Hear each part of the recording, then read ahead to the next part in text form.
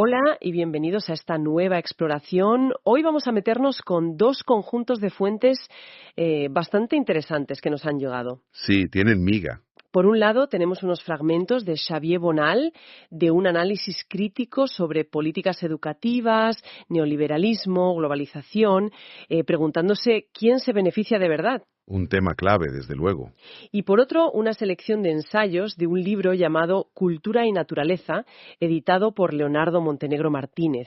Ahí se cuestiona esa relación, esa dicotomía cultura-naturaleza, desde un montón de ángulos. Filosofía, antropología, ecología política. Sí, perspectivas muy diversas. O sea que el recorrido es amplio, ¿eh? Vamos desde el impacto, digamos, más concreto de políticas educativas en la desigualdad hasta debates de fondo sobre cómo vemos el progreso, la naturaleza, la cultura, incluso el conocimiento. Exacto. Nuestra idea hoy es sacar las ideas principales, ver si hay conexiones que no esperamos y, bueno, cuestionar un poco algunas ideas que damos por sentadas. Bien. Vamos a desgranar esto. Empecemos, si te parece, por Xavier Bonal y su visión de la educación globalizada. El punto central que plantea es bastante directo. Dice que las políticas neoliberales, esas que a menudo impulsan organismos como el Banco Mundial, sí, se venden como la solución para reducir pobreza, para dar igualdad de oportunidades, pero que la evidencia, según él, apunta a otra cosa. Que los más desfavorecidos, pues no son los que más ganan. Así es. Bonal intenta desmenuzar los mecanismos que hay detrás. Uno muy importante es la relación entre educación y empleo. Señala que la globalización, amplía la brecha salarial por cualificación. ¿Qué quiere decir eso exactamente? Pues que la diferencia entre lo que cobra alguien con un trabajo muy cualificado, tecnológico, por ejemplo, y alguien con baja cualificación es cada vez mayor. Vale. Además, la facilidad con que se mueve el capital, las empresas, debilita a los sindicatos en el norte. Pueden amenazar con irse, ¿no? Y todo esto, pues, presiona los salarios más bajos. Habla de un efecto compresión. Entiendo. Y esta presión supongo que no es igual en todas partes. Bonal diferencia entre norte y sur global, ¿verdad? Correcto. La diferencia salarial norte-sur es brutal, a todos los niveles. Y eso, claro, alimenta la famosa fuga de cerebros. Que ya conocemos.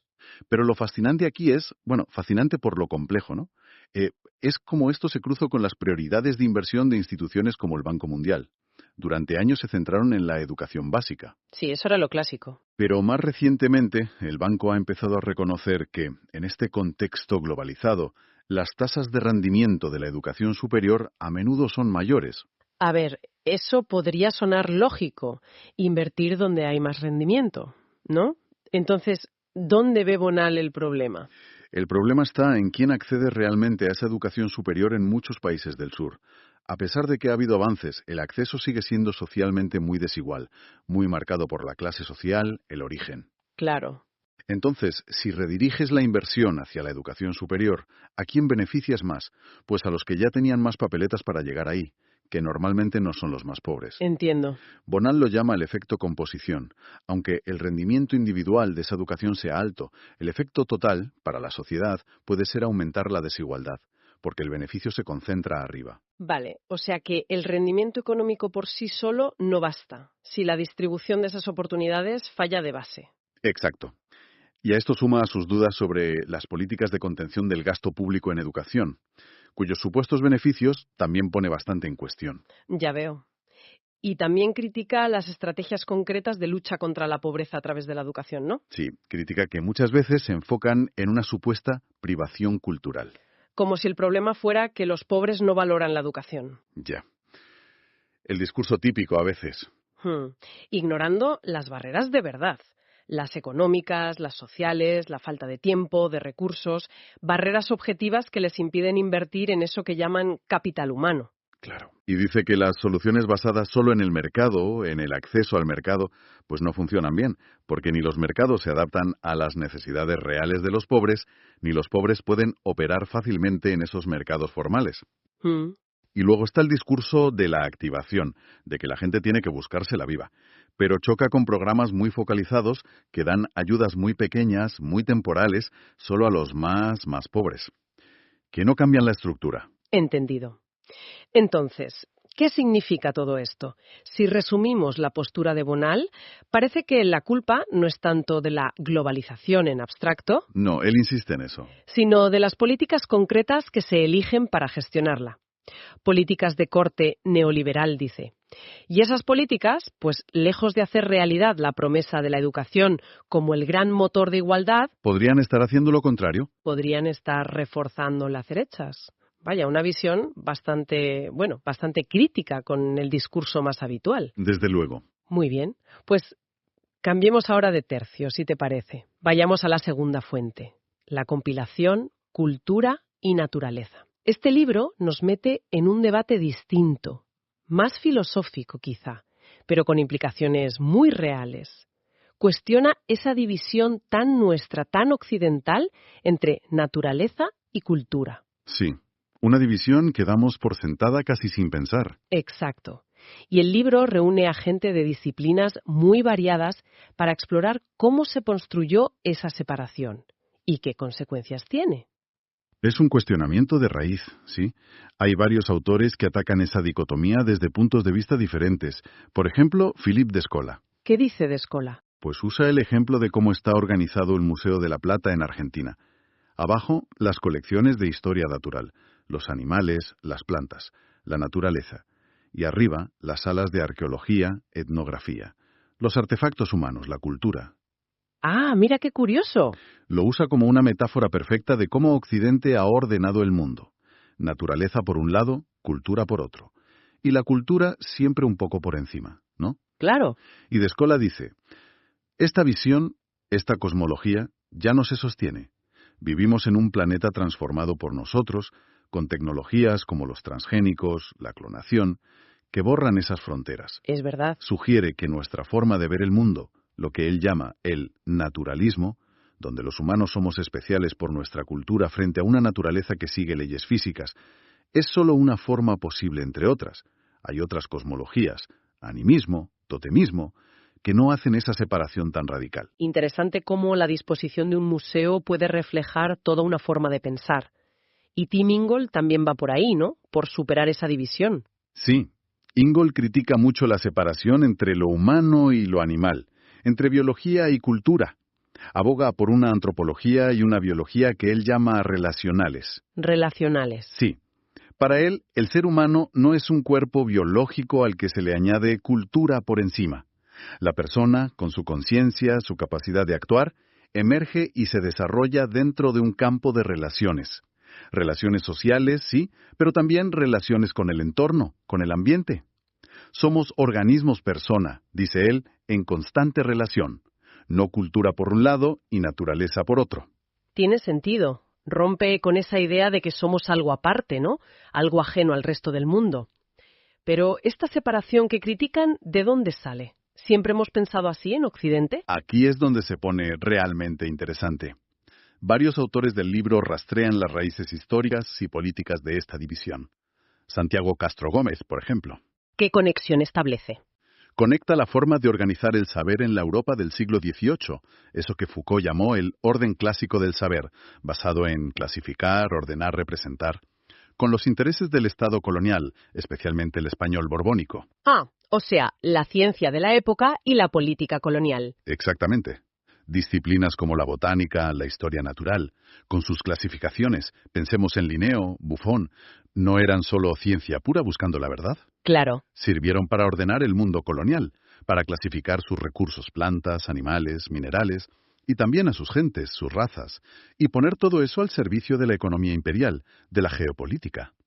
La naturaleza se convirtió en un objeto. Un objeto a estudiar, a dominar. Y a explotar, separado de las sociedades que vivían en ella y con ella. O sea, que esa mirada que consideramos científica, objetiva, sobre la naturaleza, nació ya muy ligada a relaciones de poder, a la explotación. Totalmente. Y esto tuvo consecuencias brutales sobre el terreno. Carmen Susana Tapia da un ejemplo tremendo analizando cómo cambió la visión del río Caquetá en la Amazonía colombiana. Cuéntame. Para los pueblos indígenas de allí, el río era, y sigue siendo para muchos, un ser vivo, ancestral. Una anaconda mítica que creó el mundo, fuente de vida, de orden. Su historia sagrada está inscrita en los petroglifos de sus orillas. Una visión muy diferente. Radicalmente diferente.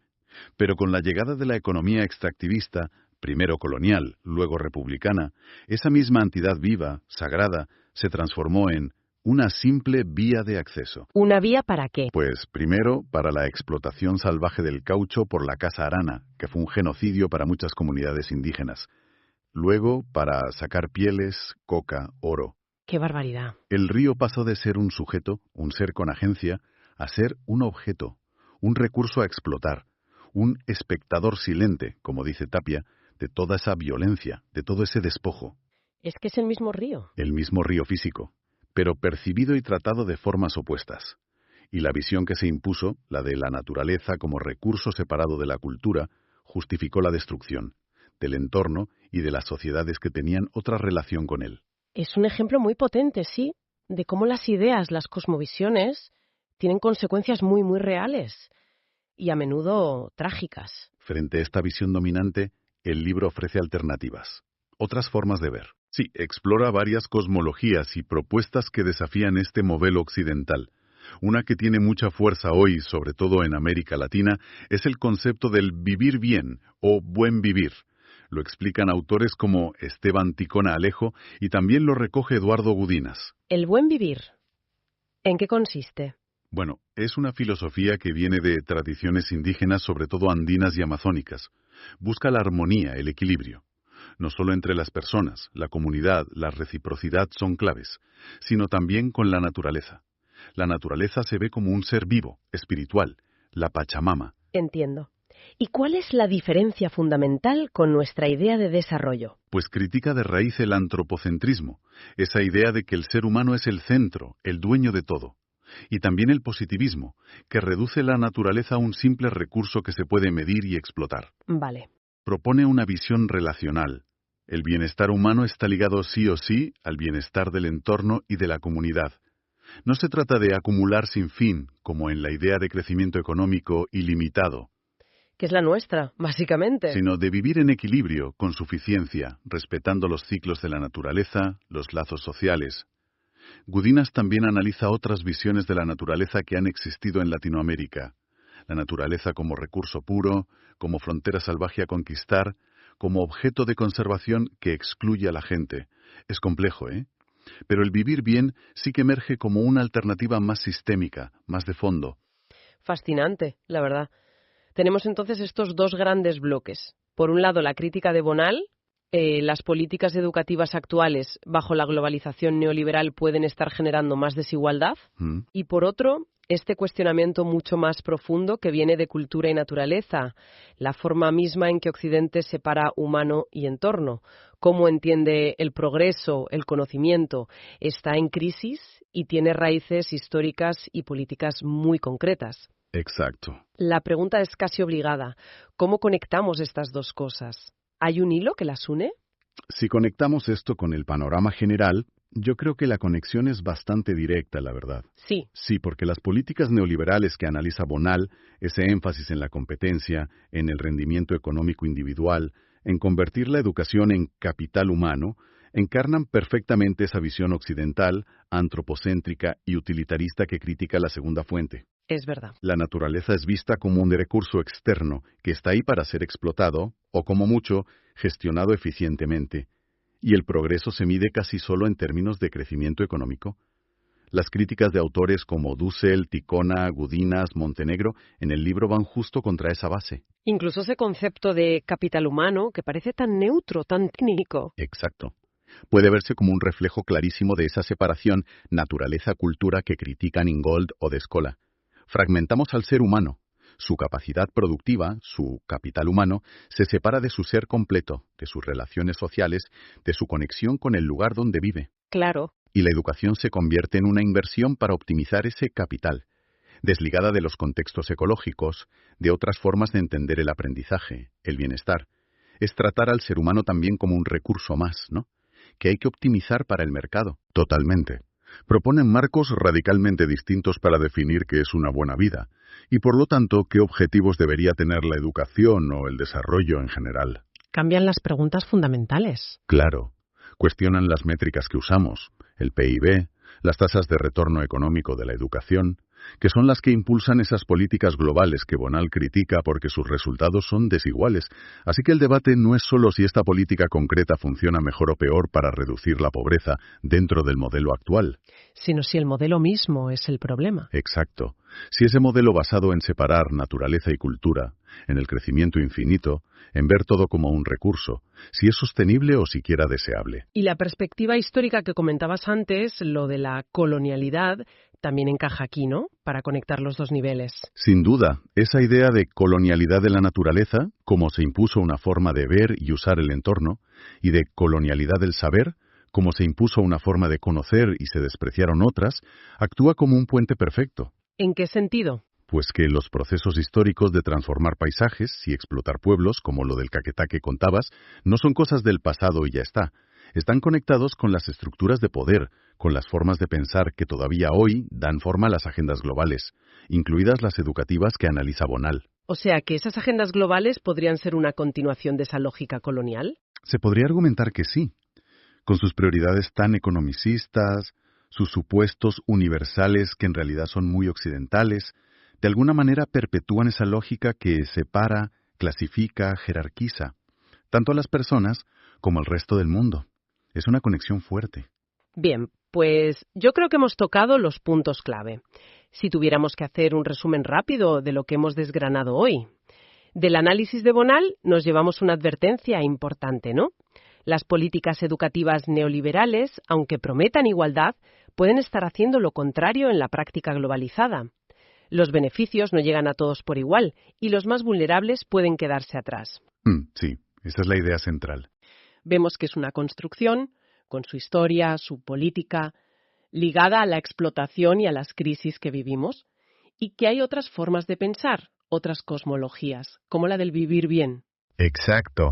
Abre la puerta a pensar diferente. Y para cerrar, me gustaría lanzar una reflexión final, algo que conecte todo esto y nos deje pensando. Adelante. Esto plantea una pregunta importante.